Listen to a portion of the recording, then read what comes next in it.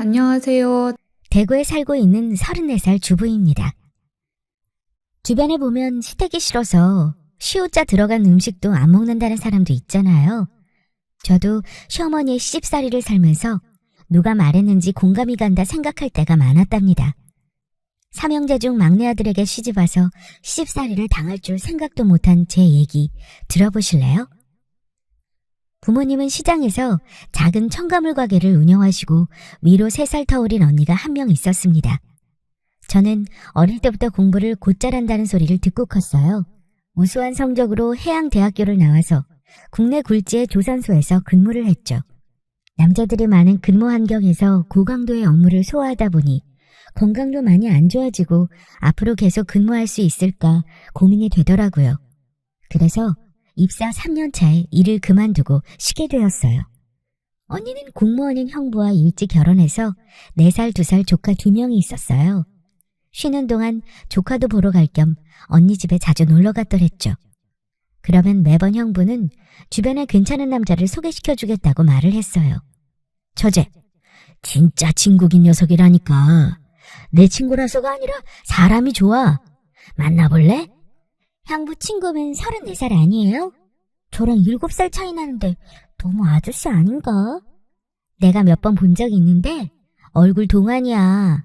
지금 회사 그만두고 공무원 준비 중인데 자기 앞으로 아파트도 한 채 있고 건실하니 괜찮더라. 부담 갖지 말고 만나는 보라고. 형부에 이어 언니까지 지원 사격에 나서더라고요.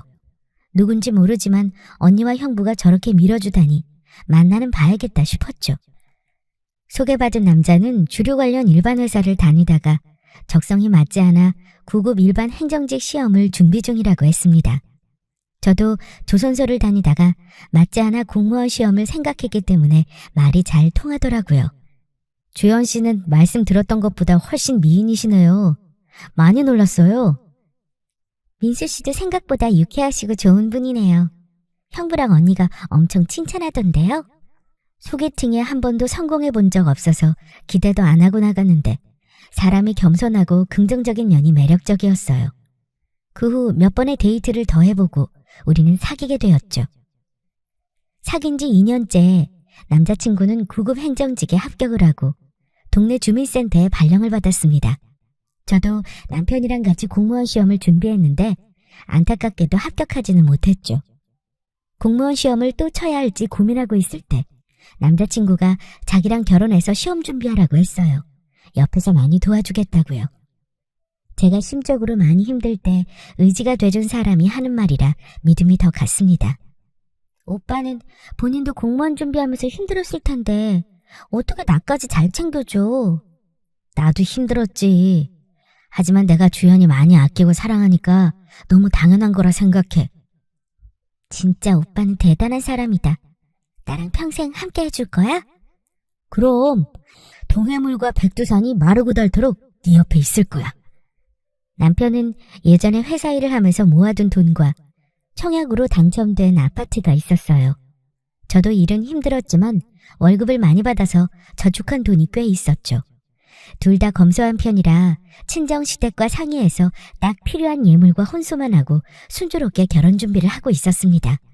그런데 엉뚱한 곳에서 문제가 터지지 뭐예요?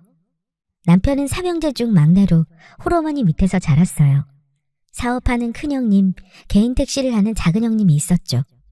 시어머니는 장남인 큰형님 집에서 모시고 있다고 했어요. 문제는 시어머니가 막내 아들인 저희 남편을 끔찍히도 예뻐해서 미혼일 때부터 결혼을 하려는 지금까지 함께 살고 싶어 한다는 거였죠. 결혼하기 전에 한마디도 없던 남편이 시어머니의 압박에 못 이겨 제게 상의를 해왔습니다. 오빠, 그게 무슨 말이야? 어머님을 우리가 모시는 게 어떻겠냐니? 엄마가 예전에 나랑 같이 살고 싶어 하셨는데 내가 공무원 공부한다고 못한 거였거든. 우리 결혼하면 같이 살고 싶다고 하셔서. 나는 살면서 장남도 아니고 막내 아들하고 같이 사는 시어머니 얘기를 들어본 적도 없어. 큰형님, 작은형님 두 분 다 멀쩡히 잘 계시는데 막내인 오빠가 왜 모셔? 엄마는 어릴 때부터 나를 제일 예뻐하셨거든. 나랑 살고 싶으시대. 난 결혼하면서부터 시어머니 모시고 못 살아. 처음부터 상의된 얘기도 아니고 난 오빠가 마지노릇 해야 하는 거면 결혼 다시 생각해볼래. 우리 혼인신고 미루자. 큰형님 댁에서 서운하게 하거나 소홀히 모시는 것도 아니라는데 시어머니는 유독 우리 막내 아들 최고라고 하면서 저희 남편에게 집착했어요. 일부러 그런 건 아니지만 제게 마음의 준비도 없이 시어머니를 모시라니요. 첫 속에 인사를 하러 갔던 날이 떠올랐어요. 안녕하세요. 신주연입니다. 큰형님 내외 두 분이 다 인상이 좋으시고 제가 긴장하니까 배려를 많이 해주셨어요. 그런데 시어머니는 탐탁치 않은 표정이시더라고요. 아가씨는 요새 공무원 시험 준비한다면서? 우리 아들이랑 같이 시험 준비했다면서 아직 합격 못한 거야? 네, 어머니. 아니, 두고 보고 어머님이라는 거야? 아직 결혼 허락도 안 했는데? 어머니, 엄마! 모두가 시어머니의 말에 놀라 말렸더랬죠. 첫 인사에서 느낀 시어머니의 성정이 떠올라 저도 모르게 몸이 부르르 떨렸어요. 주연아, 다시 한번 생각해봐. 우리 아파트 평수 작은 것도 아닌데 엄마랑 사는 거 생각해보자. 결혼하면 우리 식구 되는 거니까 잘해주실 거야. 아니, 난 처음부터 아닌 건 아니라고 말해야 된다고 생각해. 우리끼리 살던지 아니면 오빠가 날 포기하고 어머니 모시고 살던지 해. 제가 간교한 태도로 안 된다고 결혼 못한다고 했더니 남편은 시어머니를 설득했나 보더군요. 결국 우리는 무사히 결혼을 했고 단둘만의 신혼생활을 시작했어요. 하지만 결혼 전 합가를 반대했던 저는 시어머니에게 미운 털이 단단히 박혔습니다. 시어머니는 원래 행사처럼 신혼집에 오셔서 저에게 심통을 부리시더라고요. 처음에는 시어머니가 하는 말씀이나 행동이 제가 못마땅해서 꼬투리 잡는 건지도 몰랐어요. 저희 집에 오시면 음식 간이 이게 뭐냐, 빨래는 삶아 빨아야지 이렇게 하면 깨끗하지 않다 등등 살림에 대해 많이 간섭하시길래 제가 살림 초보라서 시어머니 눈에 어설픈가 보다 했죠. 그런데 결혼하고 첫 명절에 큰형님 댁에 모여 음식 장만을 하면서 그게 시집살이의 시작이라는 것을 알게 되었어요. 막내 동서, 어머니가 뭐라 해도 너무 섭섭해하지 말어. 네? 어머님이요? 그랴. 어머님이 막내 동서가 합가 반대했다는 거 듣고 더 그러는겨. 요새 아가씨들 누가 시집살이 하려고 해요. 큰형님하고 저희 세대하고 같나요? 처음 시집와서 작은 동서랑 나도 시집살이 다 겪었어. 시어머니라는 게 다 그런데 우리 어머니가 좀 유별나긴 하지. 시댁에서 보내는 첫 명절에 동서끼리 모여서 이런저런 얘기를 하다가 큰형님과 작은형님이 저에게 해준 말이었어요. 제가 둔한 건지 크게 스트레스를 받지 않다가 생각해보니 시어머니의 말들이 예사롭지 않았다는 걸 알게 됐지요.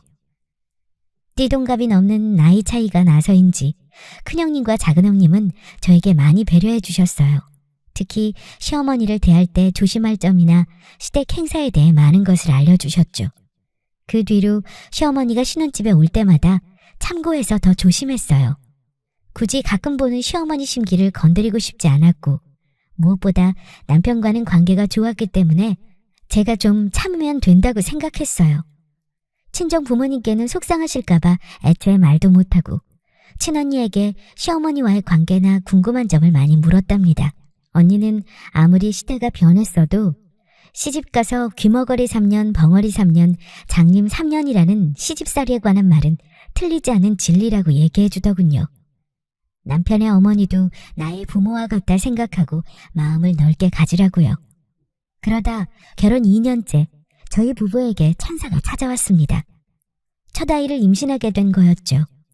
주변에서 축하 메시지를 많이 받았고 특히 남편은 세상을 가진 것처럼 좋아하더군요. 사실 남편은 주민센터 직원으로 근무하면서 육체적으로 정신적으로 스트레스를 많이 받아 했어요. 제가 결혼하고 남편과 같은 직렬시험을 보려고 하자 힘들다고 말리더라고요. 단순하게 동사무소에서 서류 발급을 하거나 민원 처리 정도의 업무를 생각했는데 우리가 모르는 일들을 많이 하더군요. 평일에는 저녁 회의 후 뒤풀이, 주말에는 야유회 아니면 지자체 행사에 동원되고 눈비 태풍이 오면 자다가도 출근을 해야 될 때도 많고요. 정식 출근 퇴근을 꿈꾸는 건 불가능했어요. 이제 막 5년차에 접어들어서 적응을 하기는 했지만 생각보다 다른 업무들에 뺏기는 시간이 많았죠. 우리 아들이 태어난다는 게 믿겨? 나 요새 진짜 살만 난다. 이제 없던 삶의 원동력이 생기는 기분이랄까? 다행이다. 오빠가 항상 피곤하게 업무하면서 힘들어하는 거 마음 아팠는데 우리 대박이가 힘이 됐네? 태명을 대박이로 짓고 출산 준비로 바쁜 나날들이었죠. 아무래도 친정이 편하니까 엄마랑 언니에게 도움을 많이 받았어요. 여보세요? 큰형님 잘 지내시죠? 저도 이제 6개월 되니까 배도 많이 불러오고 그러네요. 다행히 입덧이 심하지 않아서 괜찮은 것 같아요. 애가 순한가 보다. 뱃속에서도 효자네. 다름이 아니라 어머님이 내일 막내 동선에 가신다고 하는데 집에 있지? 네, 저 집에 있어요. 오후에 오신다고요? 알겠어요. 그런데 어머님이 좀 서운해하는 눈치네. 출산 준비하는데 자기한테 전화 한 통이 없냐고. 나이 있으신 분들은 은근 자식들 전화 기다리시거든. 가끔 전화는 해드리라고. 저 딴에는 안부 전화 자주 드렸는데 부족했나 봐요. 어머님 좀 유별나시잖아. 나도 얘기 안 하려고 하다가 그냥 귀뜸해주는 거야. 알지? 네, 감사해요, 형님. 아니라 다를까. 다음날 시어머니는 집에 오시더니 출산 준비를 하면서 왜 나한테 궁금한 걸 물어보지를 않냐. 내 손주 낳는데 내가 산후조리 도와주러 한동안 머물러야겠다 하시더라고요.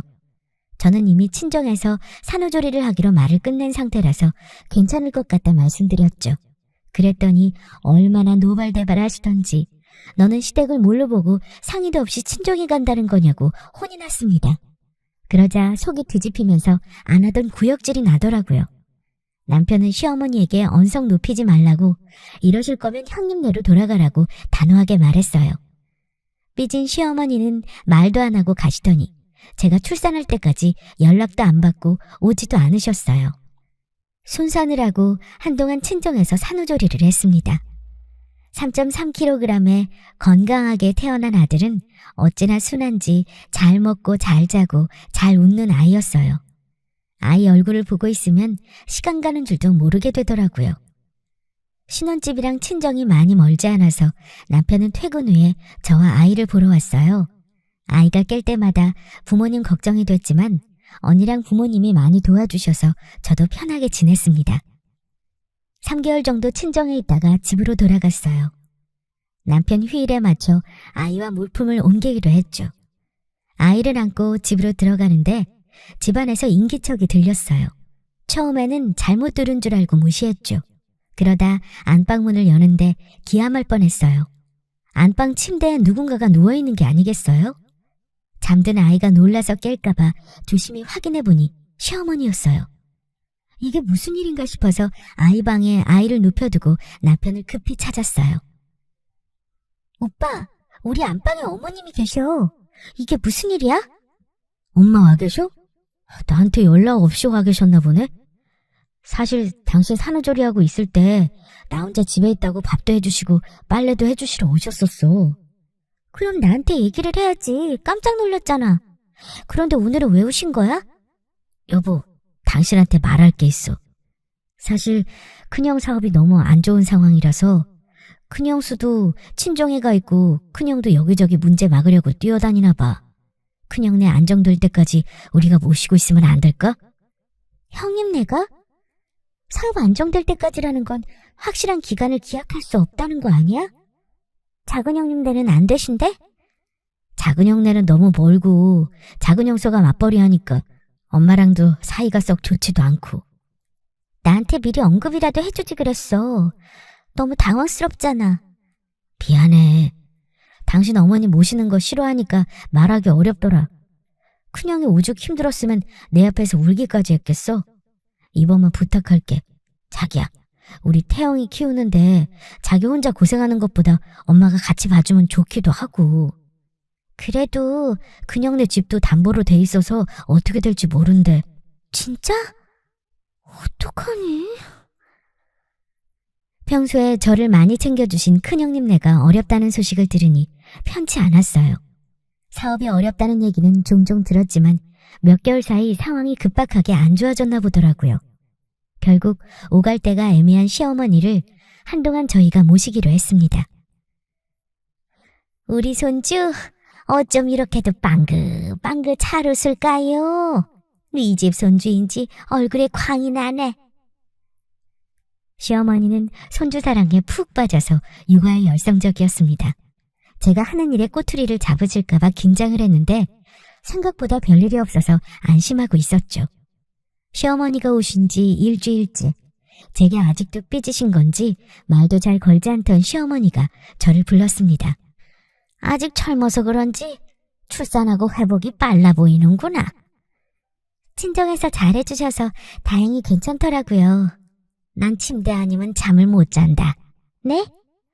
내 방에 침대를 하나 사주던지 안방을 내주던지 하렴. 오빠 오면 상의해볼게요. 아파트에 방이 3개라서 아이방과 안방만 사용하고 참고로 사용하던 방을 시어머니에게 내어준 상황이었습니다.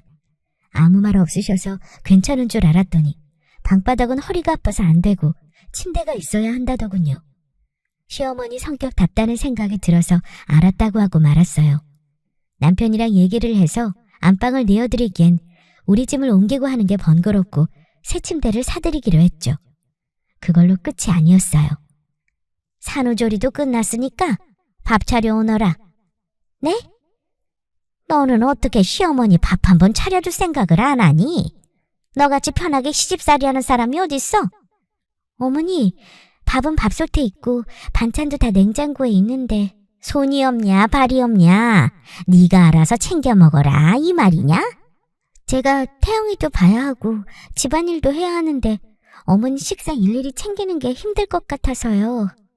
네 큰 동서는 20년 동안 거르지 않고 한 일이야. 더 젊고 똑똑한 네가 못하겠니? 큰형님은 더한 것도 했다는 말에 그저 밥상을 차렸습니다. 반찬이 이게 뭐야? 제철 음식이 몸에 좋다는 말 몰라? 도로 가져가라. 밥맛이 떨어져서 원. 대놓고 시집살이를 시키는 시어머니를 보고 뒷골이 땡기는 느낌이었어요. 큰형님의 사업이 안정될 때까지라지만 그게 언제일지도 모르겠고 앞으로 육아에 시집살이에 시달릴 일이 구말리 같았죠. 제가 남편한테 시어머니 때문에 힘들다고 말을 해도 남편 앞에서는 아무 일도 없는 척 잘하는 척하고 저하고 있을 때만 괴롭혀서 어떻게 할 수도 없었어요. 남편은 일 때문에 바쁘고 본 적이 없으니까 저한테 너 좀 참아라 라는 말만 되풀이하고요. 몇 달을 시어머니에게 시달리면서 한계가 올 무렵 미국으로 이민 갔던 친한 친구가 한국에 잠깐 들어오게 됐어요. 친구는 부모님도 미국에 있어서 한국에 연고가 없는 참이었죠. 일 때문에 일주일 정도 한국에 있을 예정이라기에 숙소를 잡고 하느니 우리 집에서 잠깐 머물기로 했어요. 시어머니에게도 친구가 잠시 같이 있을 거라고 했더니 집에 외부 사람 함부로 들이는 거 아니라고 엄청 싫어하더라고요. 남편도 난감해하기는 했는데 제게 둘도 없는 절친한 친구이고 당신 어머니도 집에 있지 않냐. 나도 내 친구 오게 할 거다 하고 단호하게 말해버렸어요. 아이를 어차피 안방에 같이 데리고 자서 아이방에 친구 짐을 풀기로 했습니다. 몸미야, 이게 얼마만이야. 나 결혼식 때 보고 못 봤으니까 2년 좀 넘었다. 그치? 우리 신주연 안분새 진짜 어른이 됐네? 친구들 중에 제일 먼저 아이 낳고 이상가족을 상봉한 것 같이 서로 얼싸안고 얼마나 웃었는지 모릅니다. 절친인 은미는 독특한 매력을 지닌 친구였어요. 고등학교 2학년 때 동유럽인 체코에서 전학을 온 친구였는데 집시나 히피 문화를 동경해서 패션, 아로마, 타로 등 이국적이고 신비로운 것에 빠져 있었죠. 당시 쉬는 시간이면 타로를 들고 와서 아이들 운세를 봐주곤 했어요. 너 옷 입는 거 보니까 아직도 여전하다. 아직도 집시 문화 이런 데 관심이 많구나. 아무래도 체코에서 자란 영향이 크지. 지금 디자인 작업하는 것도 그런 풍이고. 친구는 텍스타일이라고 하는 직물 디자인을 전공해서 집시스럽고 이국적인 작품으로 업계에서 인정받고 있다고 했어요. 여보, 어머니, 여기는 제 친구 채음이에요. 안녕하세요. 잠시 신세 좀 지겠습니다. 어서 오세요. 주연이 남편입니다. 결혼식 때 뵙고 오랜만이네요. 남편은 살갑게 환영을 해주는 반면 시어머니는 뭐가 못마땅한지 뚱하게 말도 안 하고 친구를 보기만 하더라고요. 제가 오히려 민망해서 친구에게 시차 적응하면서 쉬라고 했어요. 그날 저녁 남편과 시어머니, 친구와 저 이렇게 4명이서 식사를 하고 이런저런 얘기를 나누고 있었죠. 너 아직도 타로 보니? 제 친구지만 좀 재주가 많아요. 내가 왕년에 타로 마스터였지. 자기 집에서 타로를 찾아온 친구는 대뜸 남편에게 타로를 봐주겠다고 했어요. 남편도 그 관심이 생겼는지 자리를 잡았고 친구는 타로 리딩을 해줬어요. 지금 일하는 직장에 여자분이 보이네요? 나이 많은데 미혼인 노처녀요. 헐, 대박! 있어요. 50대인데 아직 시집 안 간 팀장님이요. 그분이 오빠 많이 괴롭히죠? 헐, 어떻게 알았어요? 완전 상전이에요. 잔소리 엄청나고. 그 여자분 곧 인사이동 있어요. 오빠 앞에서 사라질 거예요. 네? 갑자기요? 우리 쪽은 웬만해선 이동이 없는데.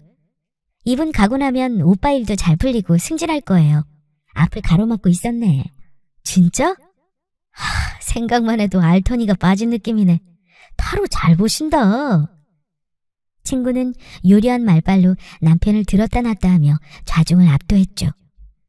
남편은 생각보다 인상 깊었는지 잠자리에 들기 전까지 친구의 타로 얘기를 했어요.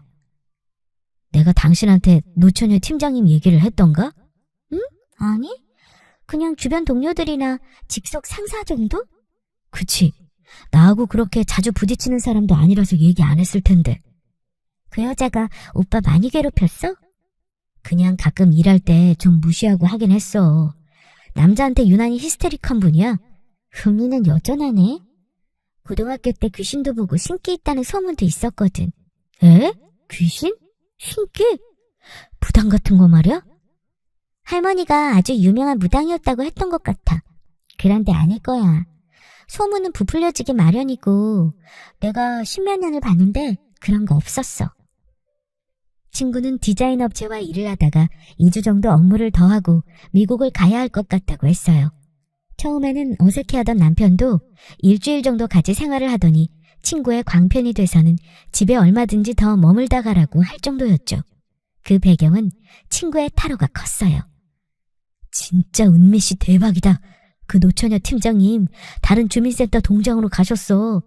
인사이동 아무도 몰랐었대. 대박이다 진짜. 정말? 너무 신기하다. 우리 말한 지 일주일밖에 안 됐는데 진짜 가셨어? 이거 이러면 나 승급한다는 것도 맞는 거 아니야? 기대되는데? 뭐 가끔 맞춰요. 내가 좀 그래요. 타로 내용이 맞았다는 얘기에 시어머니도 눈이 동그랗게 커져서는 친구를 다시 보더라고요.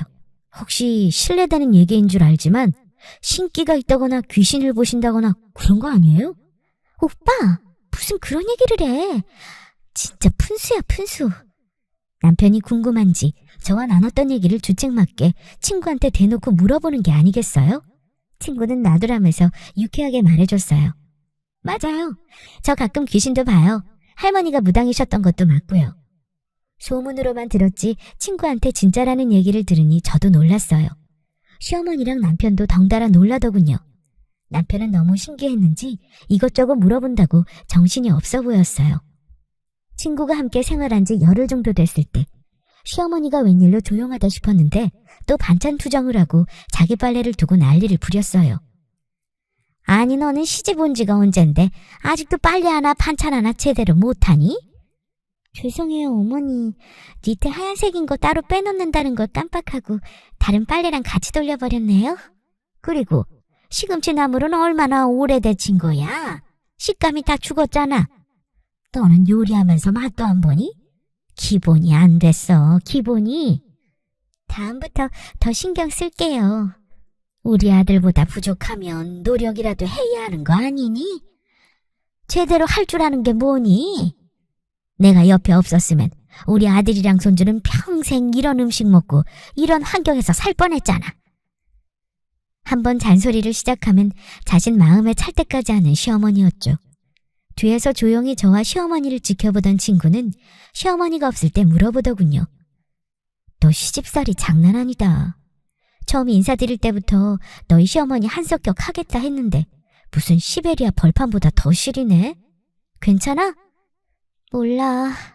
나도 이제 포기야. 막내 아들한테 시집왔는데 마지 노릇하는 중이야. 요새 세상이 어떤 세상인데 밥상을 차려서 떠받쳐줘. 손가락 까딱 안 하시고 아가리 파이터네? 야! 너 때문에 웃는다. 고마워. 말이 나온 김에 현재 큰형님네 상황, 시어머니를 모신 지 얼마 안 된 이야기 등 친구에게 터놓고 이야기했습니다. 아이 낳고 몸도 아직 안 좋은데 고생했네. 어쩔 수 없지 뭐. 우리 남편을 너무 좋아하셔. 거기서부터 비극이야. 다른 형님들도 돌아가면서 시집살이 당했다니까 나도 그러려니 하고 있어. 그래도 남편은 좋은 사람이니까 견디는 중. 나는 시집 못 가겠다. 워낙 자유로운 영혼이라서. 그래도 내 편인 친구가 마음을 헤아려 주니 힘들었던 마음이 진정이 되더라고요. 매번 너는 잘하는 게 하나도 없다. 우리 아들이 아깝다 등 시어머니의 말을 반복해서 듣다 보면 사람들이 말하는 산후 우울증이 생겨나는 기분이었어요. 자존감도 계속 낮아지는 느낌이고요. 제가 시달리는 상황을 보더니 친구는 괜찮다고 저를 꼭 안아주더군요. 친구 앞에서 부끄럽기도 하고 후련하기도 한 마음이었습니다. 아이 예방접종을 위해 잠시 외출을 해야 하는 날이었어요. 시어머니만 집에 있게 되었죠. 나간 김에 친정엄마랑 언니랑 식사 약속도 잡고 편히 놀다 와야겠다 싶어 저녁 먹고 온다고 남편과 친구에게도 미리 언급을 했었더랬죠. 아주머니, 아이고 놀래라. 오늘 다들 늦게 온다고 했는데 친구는 빨리 들어왔네. 네, 생각보다 일이 일찍 끝나서요. 주연이는 늦게 온다면서요? 오늘은 혼자 밥 차려 드셨겠네요? 아이, 뭐 그렇지. 아주머니, 혹시 남편분 타지에서 돌아가셨어요? 응? 그게 무슨 말인지. 객사했네. 아줌마 옆에 왔다 갔다 하네. 배고프다는데? 천도제 안 지내줬어요? 다 큰 처녀가 못하는 말이 없어. 남의 집 얘기 이렇게 함부로 막 해도 돼요? 눈에 보이는 걸 어떻게 해요? 보이는 대로 말하는 건데요? 내 앞에서 그런 얘기 하지 말아요. 간만에 집안일에서 해방되어 즐겁게 보내다 왔어요.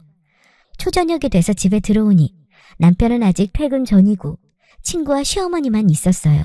그런데 친구는 즐거운 얼굴이고 시어머니는 죽상이더군요. 시어머니는 저를 보자마자 자기 방으로 불렀어요. 아가, 네 친구는 언제 미국 가니? 은미요? 열흘 정도 있으면 갈 거예요. 왜요? 무슨 일 있으셨어요? 아니다. 열흘 있으면 가는 거지? 진짜지? 시어머니는 겁에 질린 사람처럼 뭔가 두려워하는 것처럼 보였어요. 그날 이후 시어머니는 제가 어디 외출을 한다거나 잠시 자리를 비우는 걸 극도로 싫어하더군요. 집안에서도 제가 안 보이면 엄청 찾아다니고요.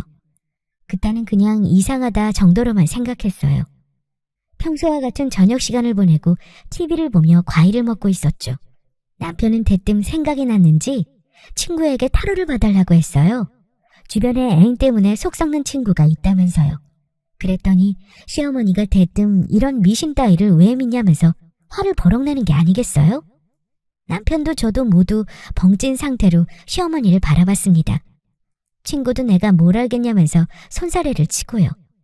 시어머니는 신경질을 내며 자기 방으로 들어갔어요. 저와 남편은 친구에게 미안하다고 어머니가 좀 예민하신 모양이다 하고 사과했죠. 며칠 뒤 친정아버지 생신날이라서 남편과 저 아들은 친정을 다녀오기로 했어요. 친구도 약속이 있다면 늦게 들어온다고 했고요. 시어머니는 몇 번이고 저희가 돌아오는 시간과 친구가 들어올 시간을 물어봤어요. 일단 저희가 더 먼저 들어온다는 말을 듣고 안심하더군요. 아무래도 친구랑 단둘이 있는 게 어색해서 그런가 보다 했죠. 점심 드셨어요? 아이고 머니나, 아가씨가 왜 여기 있어? 약속 가서 저녁에 온다고 했는데. 아, 약속이 일찍 끝나서요? 그럼 볼 일 있으면 봐요. 난 방에 갈 테니. 아줌마, 시어머니 조항단지는 왜 깨트리셨어요? 뭐라고? 아니 그걸 어떻게... 그거 시어머니가 엄청 애지중지하고 모신 걸 텐데. 시어머니 돌아가셨다고 거기에 화풀이 하시면 어떡해요. 시집살이 당했다고 며느리들한테도 시집살이 시키고. 네가 뭘 안다고 나한테 이런 말을 해? 비켜! 난 안 들을 거야. 시어머니 화나면 보통분 아니신데 이렇게 조상을 화나게 하면 어떡해요? 저리 가! 나한테 그런 말 하지 마. 난 하나도 안 믿어. 전생에 지은 죄도 많은 사람이 현생에도 똑같이 죄를 짓고 있네? 특히 당신 며느리들한테 한 짓 당신 두고두고 벌 받을 거야. 그만해! 그런 말 하지 마! 지금도 당신 옆에 시어머니랑 남편은 지켜보고 있어. 그리고 이 집에 당신 벌하러 온 조장신들이 그득그득 있어. 요새 팔다리가 저릿저릿하지 않아요? 저리 가! 말도 안 되는 소리 말고 저리 가라고! 시어머니가 귀신이 돼서 당신 지켜보고 있다고요. 아버지 생신잔치가 생각보다 늦게 끝나서 밤 9시가 넘어서 집에 왔습니다. 친구는 거실 소파에 앉아 TV를 보고 있었어요. 우리 시어머니는 벌써 주무시나? 아니, 아까 나가셨어. 뭐? 나가셨다고? 어디를? 몰라, 급하게 나가시던데? 남편은 무슨 일인가 싶어 시어머니에게 전화를 걸더군요. 그런데 전화를 받지 않으셨어요. 저희가 집에 도착한 지 1시간이 됐을까 작은 형님네에서 전화가 왔어요. 네? 엄마가 형님 집에 갔다고요? 여기서 꽤 먼데 거기까지 가셨어요? 알겠어요. 남편은 별일이라는 듯 시어머니가 3-4시간 거리에 있는 작은 형님네에 가셨다고 했어요. 더 의아한 건 어머님이 있던 방에는 짐이 그대로 있었어요. 엄마가 웬일로 거길 가셨지? 멀미 있으셔서 버스 타는 거 안 좋아하시는데 급한 일이 있으셨나? 시어머니 성정을 익히 알고 있던 터라 남편과 저는 이상하기만 했죠. 다음날 시어머니에게서 전화가 왔습니다. 본인 짐 좀 보내달라고 하더군요. 앞으로 작은 형님네에서 지내기로 했다면서요. 남편과 저는 갑자기 왜 그러는지 궁금했지만 시어머니는 다짜고짜 그렇게 알라고 하며 전화를 끊었습니다. 마침 일요일이라 남편이 직접 짐을 가져다 주기로 했어요. 제 친구는 간만에 한국에 왔다며 잠시 여행을 다녀온다 하고 나갔고요. 남편은 집에 돌아와서 이상한 소리를 했어요. 시어머니가 저희 집에서 귀신을 봤다며 여기에 있다가는 제 명에 못 살 것 같다고 작은 형님네에 앞으로 쭉 있을 거라고 했다네요. 그렇게 같이 살고 싶어 하던 막내 아들을 두고 굳이 사이가 별로인 작은 형님네에 계시겠다니 무슨 일인가 했죠. 이틀 후 친구는 강원도 여행을 잘 다녀왔다면서 특산물인 오징어를 들고 왔더라고요. 새삼 자유로운 여운의 친구를 바라보며 시어머니 얘기를 꺼냈어요. 이틀 전에 작은 형님네로 짐을 다 옮기고 가셨다고요. 친구는 제 얘기를 듣더니 낄낄거리며 얘기해줬어요. 사실 저랑 남편이 없을 때마다 시어머니를 조금씩 골려줬다고요. 처음에는 제가 시아버지가 타지에서 교통사고로 돌아가신 얘기한 걸 기억해서 떠봤다고요. 너 그런 걸로 어머니 겁주면 어떡해. 네가 시집살이 그렇게 당하는데 내가 두고 볼 수 있어야지. 그래서 그렇게 시어머니가 타로 이야기나 미신 얘기에 욱하신 거구나. 나 가끔 환영 같은 거 보거든? 너희 시어머니랑 둘이 있으면 이상한 게 막 떠올라. 그날도 너희 시어머니가 부뚜막에 있던 단지 같은 걸 들고 깨트리는 게 보이는 거야.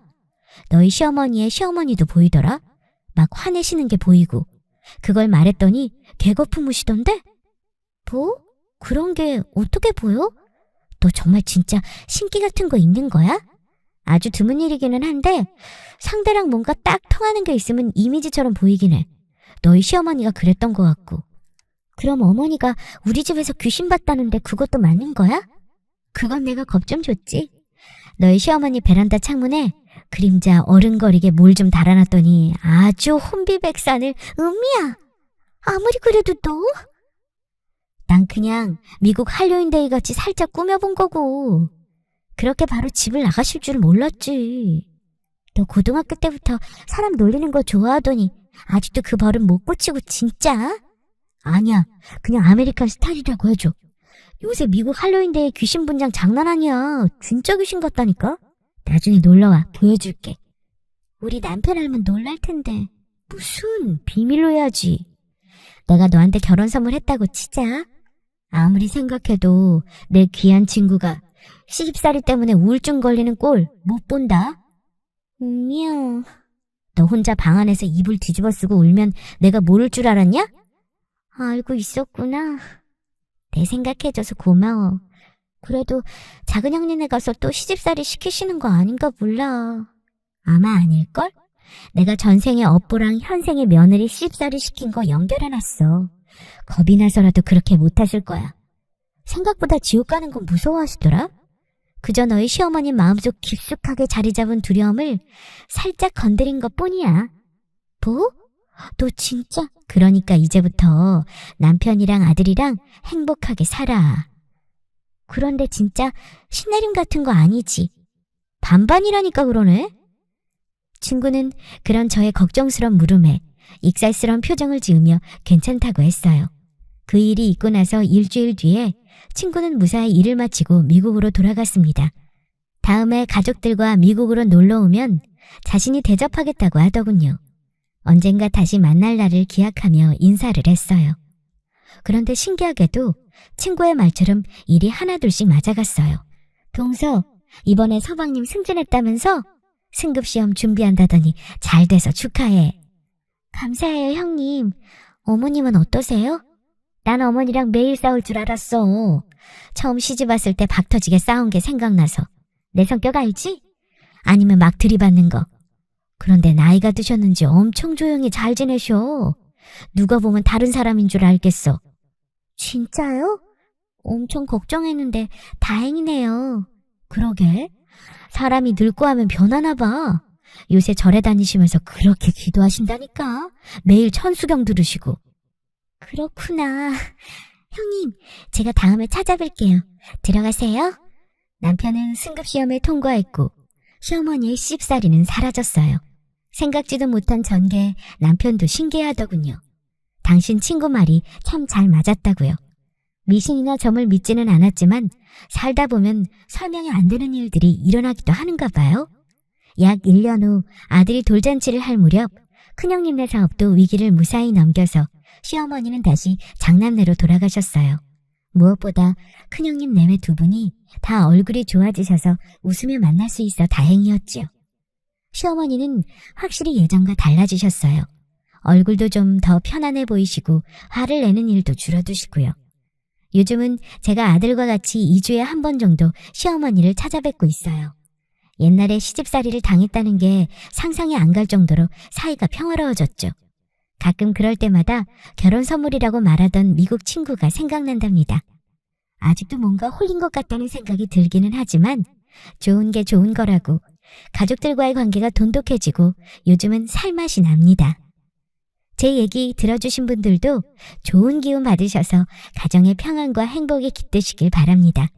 모두 사랑하고 사세요. 감사합니다.